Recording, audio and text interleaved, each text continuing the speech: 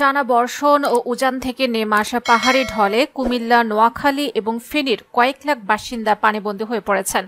হাজার হাজার হেক্টর এলাকার ফসলি জমি মাছের ঘের পানিতে তলিয়ে গেছে। এতে চরম দুর্ভোগে পড়েছেন ৩ জেলার কয়েক লাখ মানুষ। স্থানীয় সূত্রে জানা যায়, বৃষ্টি ও ঢলের পানিতে কুমিল্লার গোমতী নদীতে পানি বেড়ে বন্যার আশঙ্কা দেখা দিয়েছে। ইতিমধ্যে প্রায় ৪,০০০ হেক্টর এলাকার ফসলের জমি পানিতে তলিয়ে গেছে। গতকাল রাত থেকে বৃষ্টি ও ঢলের পানি ক্রমাগতভাবে বাড়ছে। আজ সকাল পর্যন্ত নদীটির পানি বিপদ সীমার নিচে অবস্থান করলেও দ্রুতই দুকুল ছাপিয়ে উঠবে বলে আশঙ্কা করছেন স্থানীয় বাসিন্দারা। গোমতী পাহাড়ের কয়েকজন বাসিন্দা জানান, গত ১০ বছরের মধ্যে নদীটিতে এত পানি দেখেননি তারা। পানি বাড়ায় চরাঞ্চলের সহস্রাধিক পরিবার বাঁধে আশ্রয় নিয়েছে। কুমিল্লা আবহাওয়া অফিসের ভারপ্রাপ্ত কর্মকর্তা সৈয়দ আরিফুর রহমান জানান, গতকাল মঙ্গলবার দুপুর ১২টা থেকে আজ বুধবার দুপুর ১২টা পর্যন্ত জেলাটিতে ৩৯ মিলিমিটার বৃষ্টিপাত রেকর্ড করা হয়েছে।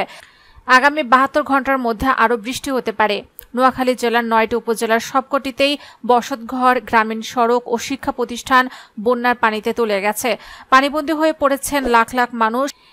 এতে লোকজনের মধ্যে বন্যার আতঙ্ক দেখা দিয়েছে। খাল উদ্ধার ও পানি নিষ্কাশনে সেনাবাহিনীর সহযোগিতা চান স্থানীয় লোকজন।